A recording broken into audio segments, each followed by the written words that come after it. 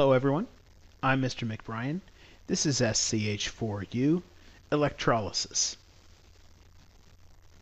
So the Ontario curriculum would like for us to be able to explain some applications of electrochemistry in industrial processes, and we're going to discuss that today. So yesterday we talked about corrosion and the idea that almost all metals have a reduction potential less than that of oxygen, and how that causes a problem with trying to keep metals in their non-oxidized form.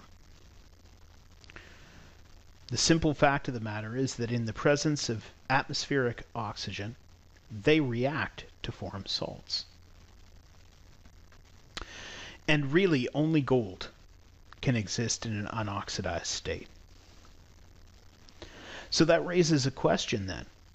How do we get pure metals? How do we get metals in their non-oxidized state if they all want to exist in an oxidized form? Well, the answer is, no great surprise, electrochemistry. Many metals and other compounds are produced by reversing the direction of the electrochemical oxidation process. But that just raises another question. How do we reverse it? Well, the answer is, instead of generating a potential by using a spontaneous process, we overcome that spontaneous process using a potential that we apply ourselves. So instead of getting electrochemical energy out of the process, we use electrochemical energy to reverse the process.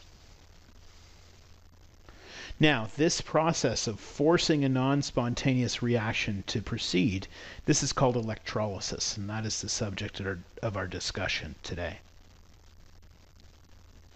So, there are two kinds of cells that we discuss in our electrochemistry unit. Galvanic cells that produce electrochemical power and proceed spontaneously, and electrolytic cells that require you to put energy in.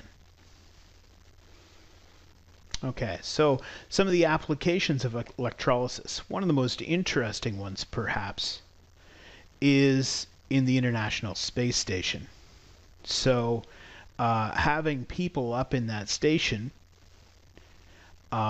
means that we need to have oxygen, and we need to generate oxygen. Otherwise, they very quickly would suffocate on their own carbon dioxide. Now, there isn't enough space up there to have enough plants to generate oxygen. So instead, we need a different kind of system. And this is what we'll talk about here. So the oxygen for the occupants of the ISS is generated through electrolysis of water. So what we do, it's a fairly simple process, really.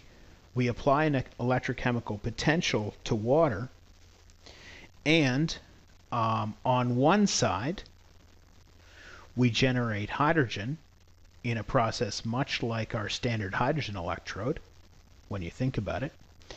And on the other side, we generate oxygen.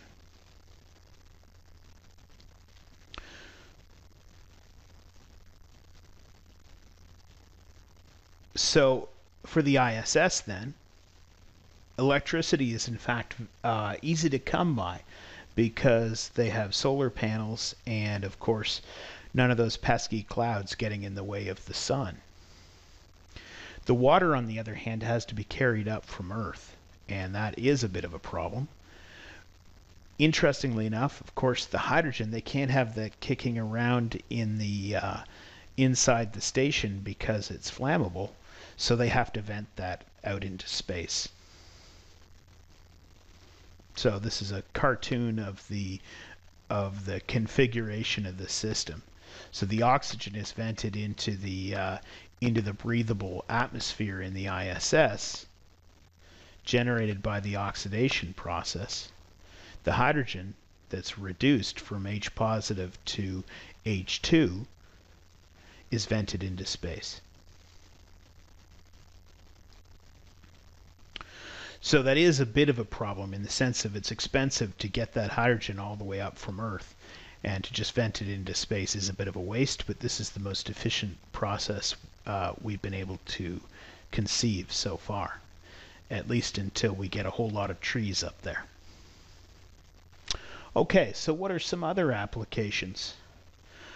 The production of aluminum is a very interesting one. So it also is done through electrolysis.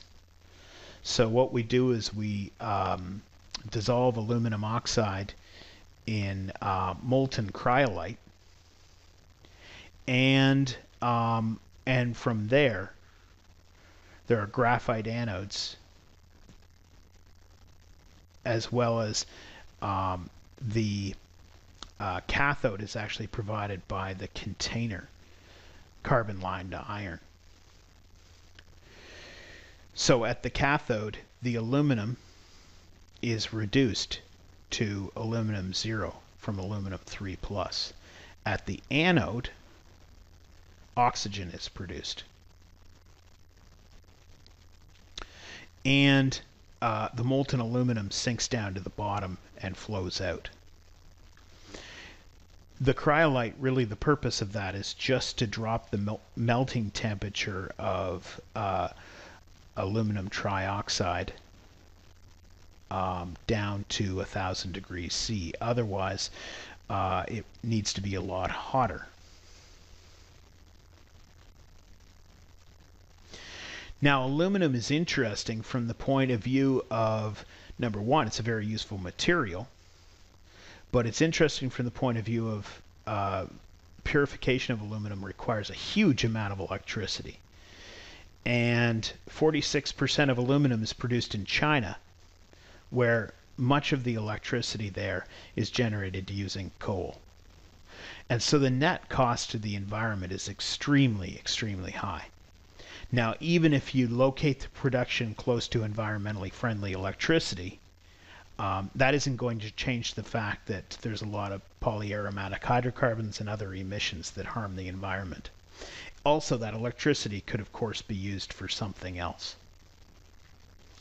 Now, on the other hand, recycling aluminum requires less than 5% of the power that smelting uses. So all this leads us to the conclusion that you should really resist the temptation to throw aluminum cans into the garbage. One of the most important things that you can do for the environment is carrying that aluminum can to a blue box. Okay, zinc, the production process is much the same. From zinc chloride, we have a different kind of electrochemical cell where chlorine gas is evolved, and pure zinc flows out through the bottom. Really not all that different from aluminum. Now, in contrast, electroplating is very interesting. In electroplating, one metal is used to coat another, whether for aesthetic purposes or as corrosion protection. So without the cost of having a solid silver tea set, we can have the look of silver just by plating it onto the surface of a cheaper metal, or for that matter, a tougher metal. And this is done in a very interesting way. Typically, all that we do is one electrode is the item that needs to be electroplated, and the other electrode is the material with which the plating is going to be done. So in this case, silver. And we can apply that potential, pull the electrons off of the silver electrode, bring them down to the silver positive where it is plated onto, in this case, the spoon. So this is a self-renewing process. As long as the silver electrode remains, we can continue with the electroplating process. And as soon as this is completely dissolved, then we just replace the electrode and keep going. Now, the only problem with this is there can be a significant amount of heavy metals that become waste products associated with this kind of process. And heavy metals are extremely toxic to humans and to wildlife. We talked about galvanization yesterday as an anti-corrosion measure. The most common approach to putting zinc onto steel in order to galvanize it is electroplating it onto an iron cathode in a process much like we saw with the spoon and silver. Interestingly enough, again, one of the products of this process is oxygen.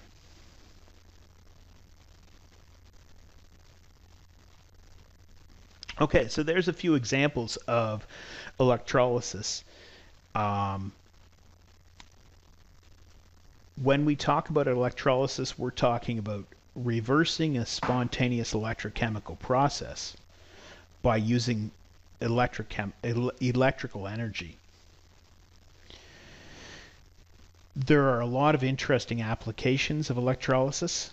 Some of the most important are oxygen production, refining aluminum, and electroplating.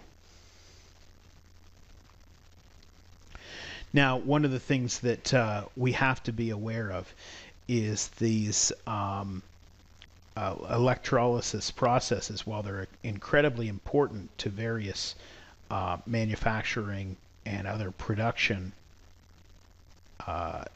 activities, they have significant environmental consequences which have to be mediated one way or another. Okay, so for your homework, please go ahead and work through the electrolysis worksheet. Thank you very much. Have a wonderful night.